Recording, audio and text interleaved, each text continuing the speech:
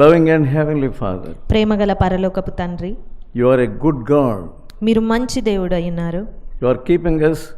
మీరు మమ్మల్ని కాపాడుతున్నారు. Lord, speak to these dear people. దేవా, నీ ప్రియులతో కూడా మీరు మాట్లాడండి. They have come here to hear your word. మీ యొక్క వాక్యం వినాలని వారు అందరూ వచ్చి ఉన్నారు. They have come here to fellowship with you. నీతో సహవాసం కలిగి ఉండాలని వారు వచ్చారు. Lord, fill them with your word. దేవా, దయచేసి వారిని మీ యొక్క వాక్యం చేత నింపండి. In Jesus' holy name I pray. యేసు పరిశుద్ధ నామమున ప్రార్థిస్తున్నాను తండ్రి. ఆమేన్. Whenever we come into the presence of God, మనము దేవుని యొక్క సన్నిధిలోనికి వచ్చినప్పుడల్లా He wants to purge us. ఆయన మనల్ని నిర్మలులుగా చేయాలని ఆశపడుతుంటాడు. He wants to cleanse us. ఆయన మనల్ని శుద్ధీకరించాలని ఆశతో ఉంటాడు. He is sitting like a refiner. ఆయన ఒక కంసాలి వలె కూర్చొని ఉంటాడు. When He consumes us with His fire, ఆయన తన అగ్ని చేత మనల్ని కాలుస్తున్నప్పుడు it is difficult to bear. అది సహించడము అనేది చాలా కఠినమైనది. His word itself is the fire. ఆయన వాక్యమే అగ్ని వంటిదై ఉన్నది. When the word comes upon our hearts, ఆ వాక్యము మన హృదయాల మీదకి వచ్చినప్పుడు it pierces. అది మనల్ని గాయపరుస్తుంది. Only when you take it with all your heart. అది మనల్ని పొడుస్తుంది కూడా. ఎప్పుడు అని అంటే అది మన హృదయం అంతటితో ఆ వాక్యాన్ని మనం లోనికి తీసుకున్నప్పుడు. Let us turn to the book of Malachi, మలాకి గ్రంథం ఒకసారి చూద్దాము. 3rd chapter. 3వ అధ్యాయము. Who can endure the day of His coming? Who can stand when He appears? For He is the refiner's fire, launderer's soap. Verse 2. 3వ అధ్యాయము 2వ వచనము. ఆయన వచ్చు దినము ఎవరు సహింపగలరు? ఆయన అగుపడగా ఎవరు ఓర్వగలరు? ఆయన కంసాలి అగ్ని వంటివాడు, చాకలివాని సబ్బు వంటివాడు. Also, let's read 3rd verse. 3వ వచనం కూడా చదువుదాము. He shall sit as refiner and purifier of silver. He shall purify the sons of Levi and purge them as gold and silver, that they may offer unto Him to God. వెండిని శోధించి నిర్మలము చేయువాడైనట్లు కూర్చుని ఉండును. లేవీయులు నీతిని అనుసరించి యెహోవాకు నైవేద్యములు చేయనట్లు వెండి బంగారములను నిర్మలము చేయు రీతిని ఆయన వారిని నిర్మలులను చేయును. Don't think by the time when He calls you, chooses you, you have become a real gold. ఆయన మిమ్మల్ని లక్ష్యపెట్టి మిమ్మల్ని ఎన్నుకొన్నటువంటి సమయాల్లోనే మీరు నిజంగా పుటము వేయబడిన బంగారు రీతిగానే ఉన్నాను అనేమి తలంచవద్దు. It's a process. అది ఒక పద్ధతి. A believer must undergo this refining process. ఒక విశ్వాసి అనేటివాడు ఖచ్చితంగా ఈ యొక్క పుటము వేయబడవలసిన పరిస్థితి పద్ధతి అంతటి గుండా వెళ్లాల్సి ఉంటుంది. Whenever you come into the presence of God, నీవెప్పుడైతే దేవుని సన్నిధికి వస్తావో you are going and sitting before a refiner. నీవు వెళ్ళి ఒక కంసాలి వాని ముందు కూర్చున్న రీతిగా ఉంటుంది. He will consume you, He will purify you with the fire. ఆయన నిన్ను ఆ అగ్నిలో కాల్చి నిన్ను పరిశుద్ధపరుస్తాడు. Yeah, His word is fire. ఆయన వాక్యమే అగ్నిగా ఉన్నది. Also, His word is like a soap. ఆయన వాక్యము సబ్బు వంటిదిగా ఉన్నది. He washes our conscience. ఆయన మన మనస్సాక్షి అంతటిని కూడా శుద్ధీకరిస్తాడు. He will wash you and your heart also. ఆయన నీ హృదయాన్ని కూడా కడిగి వేస్తాడు. Anywhere we go, we look around, we see dirt and dust coming upon you and falling upon you. మనము ఎక్కడికైనా వెళ్ళినప్పుడు ఎప్పుడు చూసినా కూడా ఏదో ఒక మురికి లేదా దుమ్ము ధూళి అనేది వచ్చి మన పైన పడుతూ ఉంటుంది. Daily you take a wash. అందుని బట్టి దినదినము కూడా మనము స్నానం అనేది చేస్తూ ఉంటాము. Some dirt is visible. ఆ యొక్క మురికిలో కొంత మురికి అనేది మన కన్నులకు కనబడుతూ ఉంటుంది. But there is other dirt in your heart. కానీ నీ హృదయంలో మరొక మురికి కూడా ఉంది. That is not outside. అది It's hiding. You are hiding that dirt in you. ఆ మురికి అనేది బాహ్యంగా లేదు, కానీ నీ లోపల ఉండడం వల్ల దాన్ని నువ్వు దాచిపెడుతూ ఉన్నావు. You are very careful to take a bath. నీవు స్నానం చేయడానికి ఎంతో జాగ్రత్త తీసుకుంటావు. Likewise, you must also be careful to take this process of refining. అదే రీతిగా నీవు ఈ నిర్మలం చేయబడుట అనేటువంటి ఈ విషయాన్ని కూడా నువ్వెంతో జాగ్రత్తగా లక్ష్య పెట్టవలసి ఉంటుంది. The blood of Jesus is ready to purge you. యేసు యొక్క రక్తం అనేది నిన్ను నిర్మలులుగా చేయడానికి సిద్ధంగా ఉన్నది. He is ready, he is willing to wash you. ఆయన నిన్ను కడగడానికి ఎంతో ఆశతో ఉన్నాడు. Many people, they appear clean before others. చాలామంది ఇతరుల ముందు తామెంతో శుద్ధులమే అన్నట్టుగా కనబడుతుంటారు. They try to appear as beautiful as possible. వీలైతే ఎంత ఎక్కువగా అందంగా కనబడతామో అంత ఎక్కువ అందంగా కనబడడానికే చూస్తాము. But inside, కానీ లోపల how are you? ఏ రీతిగా ఉన్నావు నువ్వు? Man looks upon outward part, మనుష్యుడు బాహ్య రూపాన్నే లక్ష్య but the పెడతారు. Lord looks at your heart condition. కానీ దేవుడు నీ అంతరంగమును, నీ హృదయ పరిస్థితిని లక్ష్య పెడతాడు. So when Jesus was preaching, యేసుక్రీస్తు బోధిస్తున్నప్పుడు he was also speaking to Pharisees, scribes, and so on. ఆయన పరిసయ్యులతో, శాస్త్రులతో, ఇతరులందరితో మాట్లాడుతూ ఉండేవాడు. Once he said to scribes, ఆయన ఒకసారి ఈ యొక్క శాస్త్రులతో చెప్తూ ఉన్నాడు, you are like a whitewashed sepulchre. మీరు సున్నము కొట్టిన సమాధుల వలె ఉన్నారు అని చెప్తున్నాడు. Inside there are dead man's bones. ఆ సమాధులు ఏ రీతిగా అంటే లోపల చూస్తే చనిపోయిన వారి ఎముకల చేత నింపబడి ఉన్నవి, But బయటికి చూస్తే they are whitewashed. కానీ బయటికి చూస్తే అవి సున్నం కొట్టబడి తెల్లగా ఉన్నవి. Some tombs are so beautiful with many colors. కొన్ని సమాధులైతే రంగురంగులుగా ఎంతో అందంగా ఉంటాయి. Outwardly they are very beautiful. బయటికి చూస్తే ఎంతో అందమైన సమాధుల్లాగానే కనబడతాయి. But when you dig them up, కానీ మీరు కనుక వాటిని త్రవ్వి చూస్తే dead man's bones will be there. ఒక చనిపోయిన వ్యక్తి యొక్క ఎముకలు అనేవి అక్కడ ఉంటాయి. How is your inward condition of your heart? మరి నీ యొక్క హృదయ అంతరంగపు పరిస్థితి ఏ రీతిగా ఉన్నది? Stink is coming out. నీలో నుంచి ఆ యొక్క మురికి దుర్వాసన Dead అనేది man's వస్తుంది. bones are there in your heart. నీ యొక్క హృదయములో ఆ చనిపోయిన వ్యక్తి యొక్క ఎముకలున్నాయి. All filthy thoughts. సమస్త విధములైన మురికి తలంపులు. There are no real spiritual works found in you. నిజమైనటువంటి ఆత్మీయ సంబంధమైన కార్యములు ఏమీ కూడా నీలో లేవు. No fruit in your life. నీ జీవితంలో ఎలాంటి ఫలాలు లేవు. That's why Jesus says, I am the vine. అందుకే యేసుక్రీస్తు చెప్తున్నారు, నేను ద్రాక్షవల్లిని అని. You are the branches. మీరు తీగలు. God will cut away those branches that don't yield fruit. ఫలించినటువంటి తీగలను అన్నిటినీ కూడా దేవుడు తీసివేస్తాడు. That is true. అది నిజము. That what Jesus said in 15th chapter of John. యోహాను సువార్త 15వ అధ్యాయంలో ఆ మాట చెప్పబడి Let ఉన్నది. us read second verse. 2వ వచనం చదువుకుందాము. నాలో ఫలింపని ప్రతి తీగను ఆయన తీసి పారవేయును, ఫలించు ప్రతి తీగె మరి ఎక్కువగా ఫలింపవలెనని దానిలోని పనికిరాని తీగలను తీసివేయును. Two parts are there. He will cut off the branch which does not yield any fruit. అందులో 2 రకాలైనటువంటి తీగలు మనం చూస్తున్నాము. ఏ తీగలైతే ఫలించవో వాటిని ఆయన కత్తిరించి వేస్తాను, పారవేస్తాను అంటున్నాడు. There is another pruning here.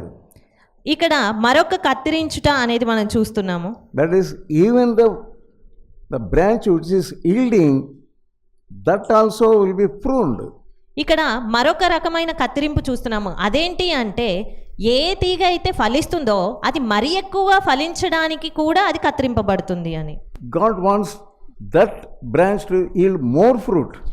దేవుడు ఆ యొక్క తీగ మరి ఎక్కువగా ఫలించాలి అని ఆయన గనుక కోరుకుంటే He wants to prune the fruitless little branches and leaves also. ఆయన దానికి ఉన్నటువంటి ఆ చిన్న ఆకులను కావచ్చు, చిన్న కొమ్మలను కూడా కత్తిరిస్తాడు. He wants to prune even that also. దాన్ని కూడా ఆయన కత్తిరించాలని ఆశపడుతున్నాడు. When you face a rebuke from a pastor or from the evangelist or the man of God, మీరు దేవుని సేవకుల నుంచి కావచ్చు, లేదా కాపరి లేదా సువార్థికుల నుంచి కావచ్చు, ఏదైనా ఒక గద్దింపును మీరు ఎదుర్కోవాల్సి వస్తే what you will think? మీరు ఏం ఆలోచిస్తారు? I am doing a lot, I am doing this thing and that thing. Why this man is rebuking me even now? నేను ఈ పని చేస్తున్నాను, ఆ పని చేస్తున్నాను, ఇన్ని చేసినా కూడా అయినప్పటికీ ఈయన ఎందుకు నన్ను ఇంకా గద్దిస్తున్నాడు అని తలస్తారు. I am already yielding fruits. నేను ఇప్పటికే ఇంకా ఫలాలతోనే ఉన్నాను కదా, Why this man of God is rebuking me? దేవుని సేవకులు ఎందుకు ఇంకా అయినప్పటికీ కూడా నన్ను గద్దిస్తున్నారు అని అనుకుంటారు. That is the procedure the Lord adopts. కానీ దేవుడు ఏర్పరచుకున్న విధానం అనేది అదే. He wants more fruit. ఆయనకి మరి ఎక్కువ ఫలాలు కావాలి. So you are not yielding even one fruit. నీవు కనీసం ఒక్క ఫలాన్నైనా కూడా ఫలించలేని పరిస్థితిలో ఉన్నావు. God doesn't want that. దేవుడు దాన్ని కోరుకోవడం లేదు. He wants to cut off that branch. దేవుడు ఆ యొక్క కొమ్మను కత్తిరించాలనుకుంటున్నాడు. Soon he will do. త్వరలోనే ఆ కార్యం చేస్తాడు. You are thinking God may take so much time. నీవు అనుకోవచ్చు దేవుడు ఆ రీతిగా చేయడానికి ఎంతో సమయం తీసుకుంటాడు అని. He has already given you time. కానీ అదేమీ లేదు. దేవుడు ఇదివరకే నీకు ఎంతో సమయాన్ని ఇచ్చారు. You think you are yielding some fruit. నీవు అనుకుంటున్నావు నేను కొన్ని ఫలాలతో ఉన్నాను అని. Hebrews 9th chapter హెబ్రీయులకు రాసిన పత్రిక 9వ అధ్యాయం and 14th verse.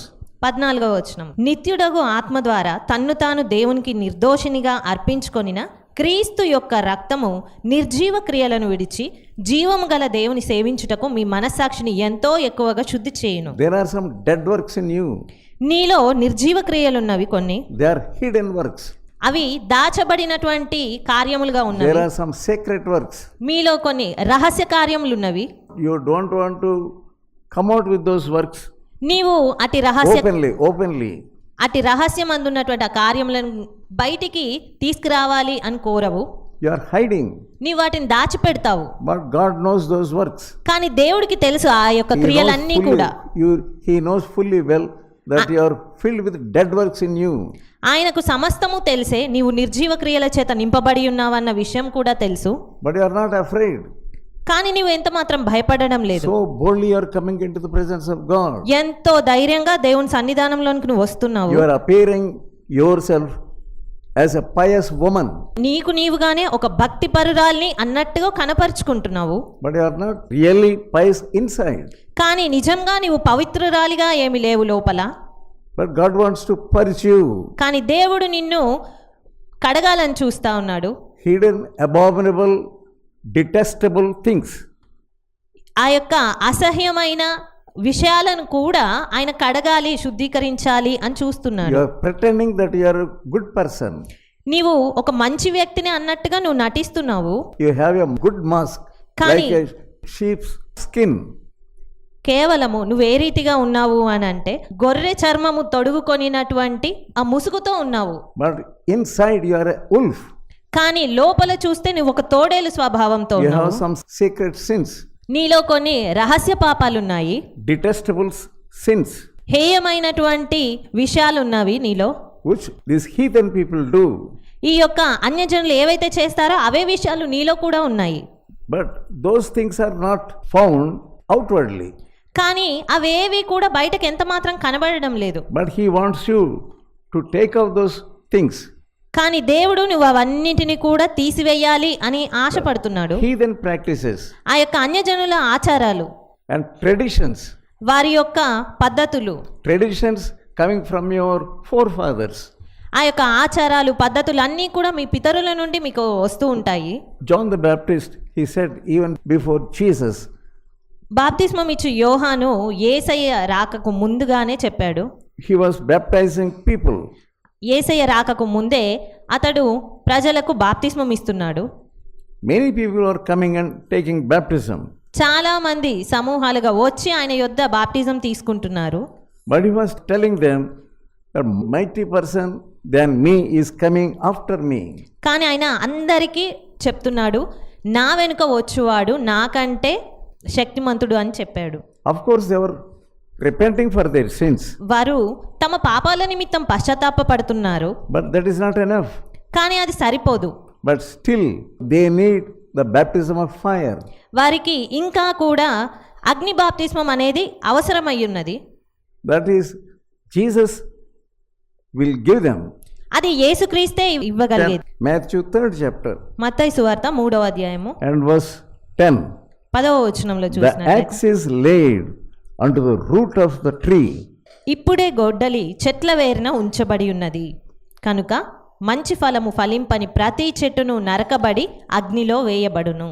Every branch, every tree that doesn't yield good fruits, it will be cut off. మంచి ఫలము ఫలింపని ప్రతి చెట్టును నరకబడి అగ్నిలో వేయబడును. You must believe the words of Jesus. నీవు యేసు చెప్పిన మాటలన్నిటినీ విశ్వసించాలి. Don't lightly treat the words of Jesus. వాటిని తేలికగా తీసుకోవద్దు. Afterwards you will feel అలాగే తీసుకుంటే మాత్రం నువ్వు తర్వాత దినాల్లో బాధపడవలసి you వస్తుంది. are lightly treating the word of God. నీవు దేవుని వాక్యాన్ని ఎంతో తేలిగ్గా ఎంచుతున్నావు. Here the word says he will burn the chaff also. ఇక్కడ దేవుని వాక్యం చెప్తుంది ఆయన పొట్టును కూడా కాల్చివేస్తాను. 12th verse.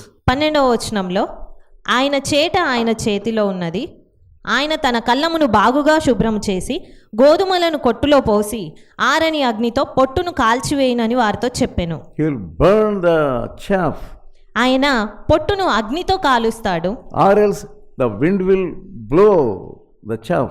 లేదంటే ఆ వీచే గాలి అనేది ఆ పొట్టును వేరుపరుస్తుంది. 11th verse also. 11వ వచనం కూడా చూద్దాము. మారు మనసు నిమిత్తము నేను నీళ్లలో మీకు బాప్తిస్మం ఇచ్చుచున్నాను, అయితే నా వెనుక వచ్చుచున్నవాడు నాకంటే శక్తిమంతుడు, He is more powerful than me. ఆయన నాకంటే శక్తిమంతుడు. You must believe Jesus is powerful. నీవు నమ్మాలి యేసుక్రీస్తు శక్తిమంతుడు He అని. is refiner. ఆయన కంసాలి, There is refiner's fire with him.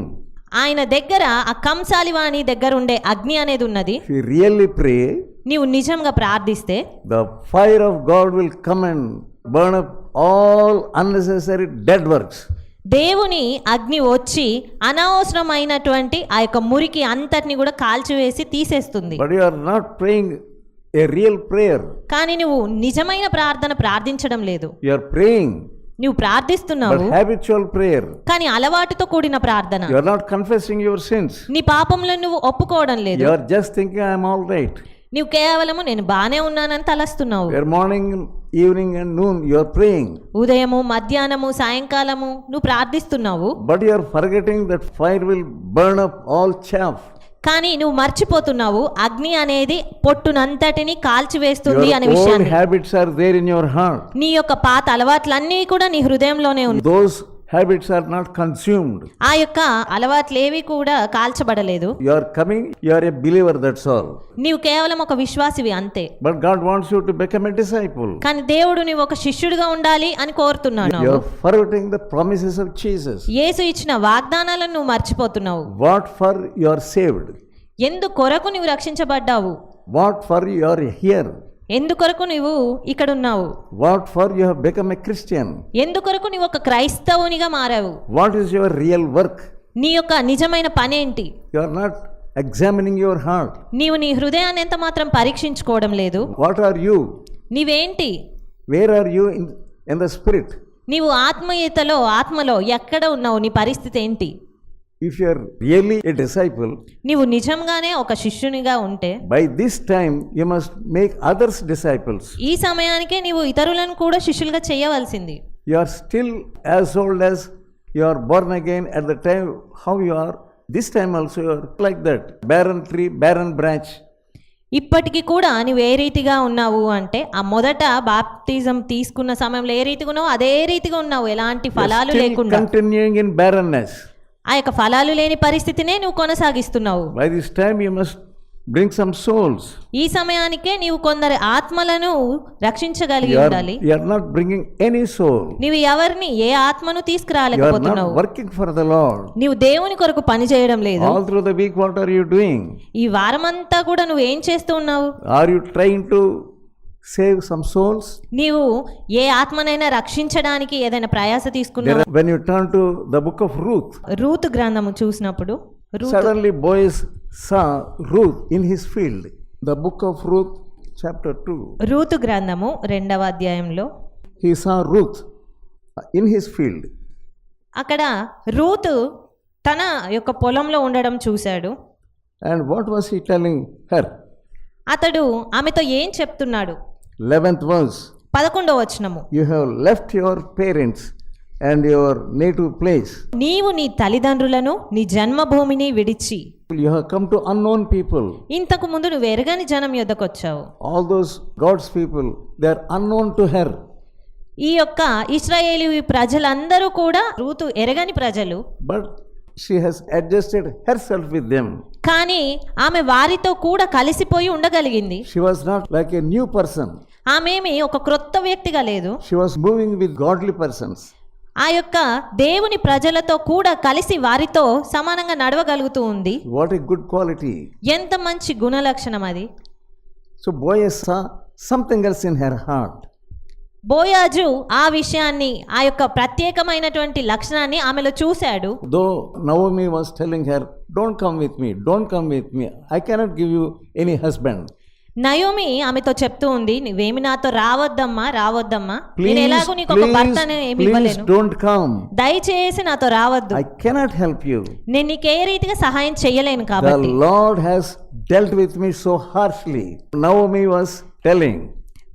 Naomi, నాతో దేవుడు ఎంతో చేదుగా వ్యతిరేకంగా వ్యవహరించాడు అనేటువంటి మాట పలుకుతుంది. No blessing in me. నాలో ఎలాంటి ఆశీర్వాదం లేదు. What is the use of coming with me? అలాంటప్పుడు నువ్వు నాతో వచ్చి ప్రయోజనం ఏంటి అని. But the Spirit of Lord, the Spirit of God was dealing with Ruth. కానీ దేవుని ఆత్మ అనేది రూతులో పనిచేసింది, సంప్రదించింది. That spirit Boaz saw. ఆ యొక్క ఆత్మనే బోయాజు చూడగలిగాడు ఆమెలో. The spirit of repentance in Naomi was operating in Ruth. ఆ యొక్క నయోమిలో వచ్చినటువంటి పశ్చాత్తాపపు ఆత్మ అనేది రూతులో పనిచేయడం అనేది చూస్తా ఉన్నాడు. That humbling spirit was speaking to Ruth. ఆమెలో ఉన్నటువంటి ఆ తగ్గింపుతో కూడిన ఆత్మ అనేది అది రూతులో కనబడతా ఉంది. But that humbling spirit was not in Orpha. కానీ అదే తగ్గించుకున్నటువంటి ఆత్మ అనేది ఓర్పాలో కనబడలేదు. Yeah, she did want to come with this woman. ఆ ఓర్ప నయోమితో కూడా రావడానికి ఇష్టపడలేదు. She did not give room to the Spirit of God. ఆమె దేవుని ఆత్మకు చోటివ్వలేదు. Two daughters-in-law. ఇద్దరు కోడళ్ళున్నారు ఆమెకు. But this Ruth కానీ ఈ రూతు మాత్రమే chose the God of Naomi. ఈ యొక్క నయోమి యొక్క దేవుణ్ణి ఎంచుకున్నది. Though she did not see any blessing in Naomi, నయోమిలో ఎలాంటి ఆశీర్వాదం ఆమె చూడకపోయినప్పటికీ but she కూడా saw God in Naomi. There was humbling spirit in her. ఆమెలో తగ్గించుకున్నటువంటి గుణం అనేది ఉన్నది. Spirit of repentance. ఆ యొక్క పశ్చాత్తాప పడేటువంటి Spirit ఆత్మ, of God. దేవుని ఆత్మ, Spirit of the living God. జీవము కలిగిన దేవుని ఆత్మ అనేది She ఉంది. followed Naomi. ఆమె అప్పుడు నయోమిని She వెంబడించింది. took a decision. ఆమె ఒక నిర్ణయం తీసుకుంది. I will come you. If I will die with you, your people are my people. Your God is my God. నీవు నివసించే చోటనే నేను నివసిస్తా, నీ జనమే నా జనము, నీ దేవుడే నా దేవుడు అని పలకగలిగింది. Where you die, I also will die. నీవు మృతి పొందు చోటనే నేను మృతి That is a పొందుతాను అని. great decision. అది గొప్పనైనటువంటి Many నిర్ణయము. people they can't take that decision. చాలా మంది ఈ నిర్ణయాన్ని తీసుకోలేకపోతారు. They want big performances. వారికి ఎన్నో గొప్ప గొప్ప కార్యాలు జరగడం కావాలి. They select some churches. వారు కొన్ని సంఘాలను ఎన్నుకుంటారు. All big lightings, healings, many wonderful things. పెద్ద పెద్ద చర్చిలుగా ఉండి లేదా లైటింగ్స్తో ఉండి లేదా ఇంకా అక్కడ గొప్ప గొప్ప ఆశ్చర్య కార్యములు జరిగేటువంటి స్థలంగా ఉండడం, Thousands of people coming. లేదా వేల మందిగా ఆ యొక్క స్థలానికి ప్రార్థన కొరకు రావడం, ఆ మందిరాలను Here Ruth కోరుతారు. saw a lonely person, that was Naomi, alone with God. కానీ ఇక్కడ ఆమె నయోమి ఒక ఒంటరిగా ఉండడం మాత్రమే చూసింది. No husband, భర్త ఎవరు లేరు, no children, పిల్లలు లేరు, no money, డబ్బు కూడా లేదు, nothing. ఏమీ లేదు. She was a worn out person. ఆమె ఒక అరిగిపోయినటువంటి వ్యక్తిగా ఉంది. But she saw God in Naomi. ఆమె నయోమిలో ఉన్నటువంటి ఆ దేవుణ్ణి The చూడగలిగింది, Spirit of God. దేవుని ఆత్మను. She followed her. అప్పుడు ఆమె నయోమిని వెంబడించింది. She did not follow a successful person. ఆమెమి ఒక ఫలభరితమైన వ్యక్తినేమి రూతు Many వెంబడించలేదు. people want outward success. చాలా మంది బాహ్యంగా కనబడేటువంటి ఆ యొక్క సక్సెస్ ని చూస్తారు. Outward things. ఆ యొక్క బాహ్యంగా ఉన్నటువంటి విషయాల్లో గెలుపులనే చూస్తారు, Greenery. ఈ పచ్చదనాన్ని చూస్తారు. Here Ruth, she left Moab. ఇక్కడ రూతు మోయాబు దేశాన్ని విడిచిపెట్టింది. And what Boaz was commending her. అప్పుడు బోయాజు ఆమెకి ఏమని ప్రశంసిస్తున్నాడు? 11th verse. 11వ వచనము, నీవు నీ తల్లిదండ్రులను నీ జన్మభూమిని విడిచి ఇంతకు ముందు నీవు ఎరుగని జనమునొద్దకు వచ్చితివి. Parents and the native place. నీ తల్లిదండ్రులను నీ జన్మభూమిని. Many people, they don't want to leave. చాలా మంది వీటిని విడవాలి అని అనుకోరు. God will see you. దేవుడు నిన్ను చూస్తాడు. God will reward you. దేవుడు నీకు ప్రతిఫలం ఇస్తాడు. That's what he was telling. 12th verse. 12వ వచనము, యెహోవా నీవు చేసిన దానికి ప్రతిఫలం ఇచ్చును. You have come under the wings of the living God of Israel. ఇశ్రాయేలీల దేవుడైన యెహోవా రెక్కల క్రింద సురక్షితంగా నుండునట్లు నీవు వచ్చితివి. ఆయన నీకు సంపూర్ణమైన బహుమానం ఇచ్చునని ఆమెకు ఉత్తరం She ఇచ్చాడు. didn't know that she will be rewarded. ఆమెకేమీ తెలియదు ఆమెకు ఇలాంటి గొప్ప బహుమానం ఏదో వస్తుంది అని. We find Ruth in the genealogy of Jesus. మనము రూతును ఆ యొక్క యేసుక్రీస్తు వంశావళిలో కూడా చూస్తాము. What a great reward she got. ఎంత గొప్ప ఆ యొక్క ప్రతిఫలం ఆమె పొందుకున్నది. A simple woman. సామాన్యమైన వ్యక్తి, Yeah, she got that great reward. ఆమె గొప్ప బహుమానాన్ని పొందుకోగలిగింది. She came into the work of God. ఆమె దేవుని పనిలోనికి రాగలిగింది. She came into the work that was done in the land of God. దేవుని యొక్క ప్రజల దేశంలో ఉన్నటువంటి పనిలో ఆమె ఉండగలిగింది. What a beautiful reward she got. ఎంత గొప్ప బహుమానము ఆమె She పొందుకున్నది. didn't know that God will provide a husband to her. ఆమెకేమీ తెలియదు దేవుడు ఆమెకు ఒక భర్తని ఇస్తాడు అన్న విషయము. You don't know what reward God will give you. నీవు ఎరగవు దేవుడు నీకేం బహుమానం ఇవ్వబోతున్నాడో అని. We are not waiting for the reward that God gives you. మనము దేవుడు ఇవ్వబోయే బహుమానం కొరకు ఎంత మాత్రం వేచి ఉండడం లేదు. God is looking at your heart. దేవుడు నీ హృదయాన్ని చూస్తున్నాడు. God wants to refine you. దేవుడు నిన్ను శుద్ధీకరించాలని God will certainly reward you. దేవుడు నిశ్చయంగా నీకు బహుమానం ఇస్తాడు, Even ప్రతిఫలం if you ఇస్తాడు. give a cup of water to the servant of God. దేవుని బిడ్డలకు ఒక గిన్నెడు నీళ్ళిచ్చినా కూడా. 10th chapter of Matthew. మత్తయి సువార్త 10వ అధ్యాయము 42nd verse. 42వ వచనము, మరియు శిష్యుడని ఎవడు ఈ చిన్నవారిలో ఒకనికి గిన్నెడు చన్నీళ్లు మాత్రం త్రాగనిచ్చునో వాడు తన ఫలము పోగొట్టుకొనడని నిశ్చయంగా మీతో చెప్పుచు. God will not be debtor to you. దేవుడు నీ ఎడల అన్యాయస్తుడిగా ఏమి ఉండడు. He will certainly reward you for your work. ఆయన నిశ్చయంగా నీ యొక్క పనికి ఖచ్చితంగా ప్రతిఫలం ఇస్తాడు. Any work you do. ఏ పని చేసినా కూడా. Let us pray. ప్రార్థించుకుందాము.